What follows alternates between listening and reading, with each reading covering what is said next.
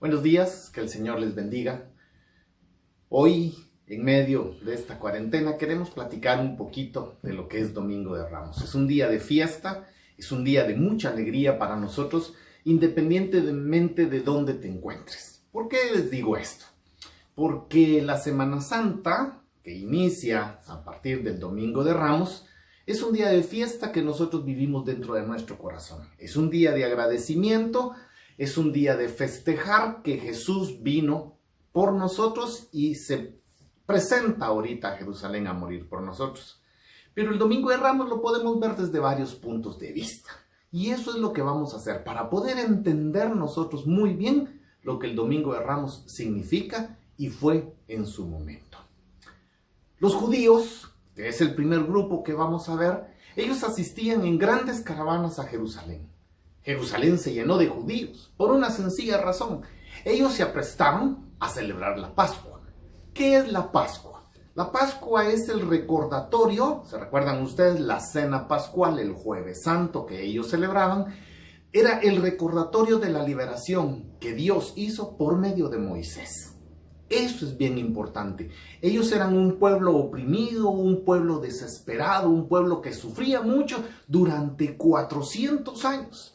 Cuando fueron liberados por la mano de Dios, ellos fueron felices y eso era lo que venían a conmemorar. A pesar de que había pasado hace muchos años, ellos se recordaban y iban al templo a agradecerle a Dios por lo que había hecho por medio de la mano de Moisés.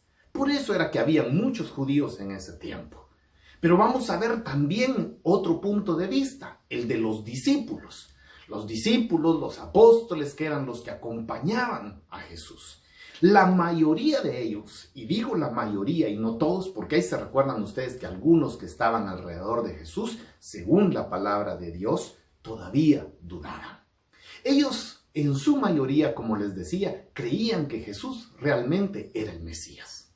Los evangelios, si usted mira, se preocupan por decirnos y por indicarnos que Jesús realmente era el Mesías, el cual nos iba a venir a dar el cumplimiento de las promesas de liberación, las promesas de bendición, las promesas de quitarles nuevamente un pueblo oprimido en ese entonces por los romanos. Y dice una promesa en Zacarías 9, versículo 9, que Jesús iba a entrar, ¿sí? Que el Mesías iba a entrar a Jerusalén montado en una burra que iba acompañada de su pollino o de su burrito. Y así entra Jesús, entra montado en la burra y todo el mundo lo festeja. Pero también hay otro punto muy importante. Dice que le empezaron a poner los mantos los discípulos y mucha gente que se contagió de la alegría y le empezaron a poner estos mantos como un gran rey. Si nosotros analizamos y vemos también en 2 de Reyes 9:13, ahí también le pusieron los mantos a un rey, porque eso era un reconocimiento la mayoría de veces a sus reyes. Pero ellos no se quedaron con eso, empezaron a exclamar: Hosana al Hijo de David, bendito el que viene en nombre del Señor. Para poder entender eso vamos a ir a ver qué significa la palabra Hosana. Hosana significa sálvanos por favor. O sea, lo que el pueblo estaba pidiéndole a Jesús como el Mesías era: sálvanos, por favor. Y eso nosotros lo podemos ver porque lo que ahí nos dicen los discípulos está inspirado en el Salmo 11, en el versículos 25 y 26. También nos dicen hijo de Yahvé, pero agregan hijo de David.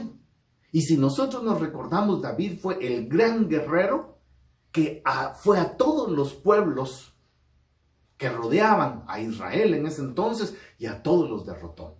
En otras palabras, muchos de los discípulos hicieron que mucha gente creyera que Jesús iba a venir no como un Mesías humilde, sino que iba a venir con todo su ejército de ángeles. Y por eso fue la desesperación de muchos. ¿Se recuerdan ustedes Judas? Muchos de los teólogos dicen que Judas lo que quiso fue acelerar cuando a Jesús lo atrapan, ¿sí? Porque al ser atrapado por los romanos, Jesús iba a llamar a su ejército para que lo defendiera. Y eso fue lo que a él lo defraudó, ¿sí? En otras palabras, pues, los discípulos estaban diciéndoles: Dios danos éxito en lo que nosotros estamos haciendo. Sálvanos de lo que estamos viviendo. Muy parecido a lo que deberíamos de decir nosotros ahora y confiar nosotros. Bien, pero también habían otras personas. Estaban los fariseos y algunos de los otros que venían caminando, que ellos sencillamente decían, ¿quién es este? Muchos lo vieron con envidia, muchos lo vieron con recelo. ¿Sí?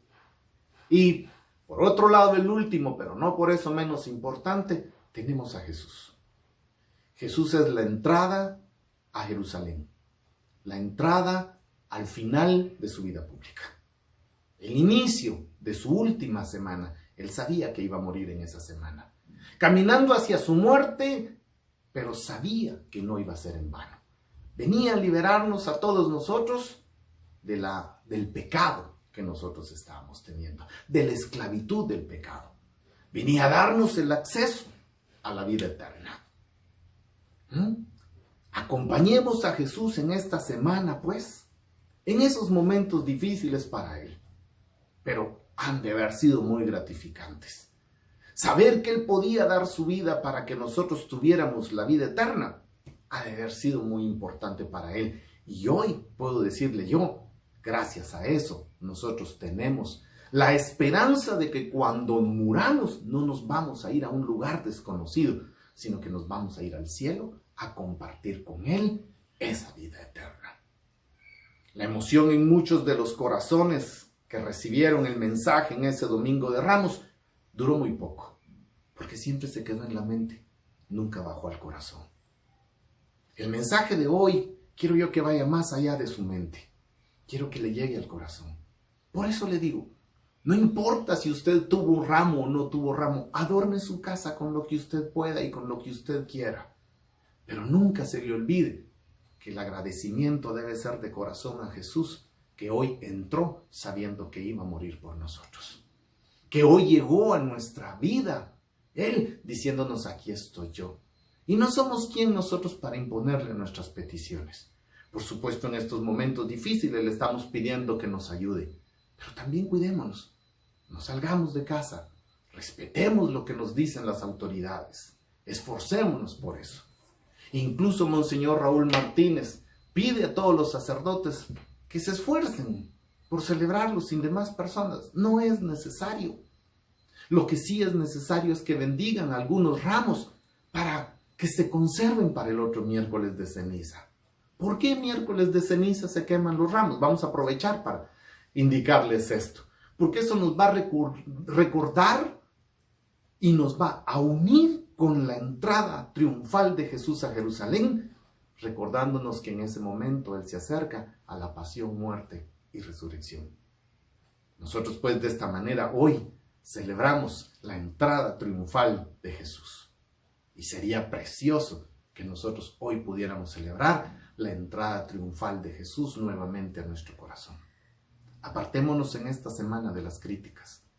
Apartémonos de todo lo que nos hace daño y acerquémonos a Jesús. Esforcémonos nosotros por que en esta semana enviemos buenos mensajes a través de nuestro celular. Que no sembremos cizaña. Respetemos nosotros lo que nos dicen las autoridades y veamos que caminando con Jesús nunca nos va a fallar. Quiero aprovechar también este momento para pedirles que se suscriban a este canal. Estamos tratando de subir mensajes que nos van a ayudar a entender un poquito mejor lo que es nuestra Semana Santa y el Tríodo Pascual. Suscríbete al canal, pues, y que Dios te bendiga, que les dé la fortaleza para salir adelante y recordémonos que Él siempre está y estará con nosotros. Que Dios les bendiga.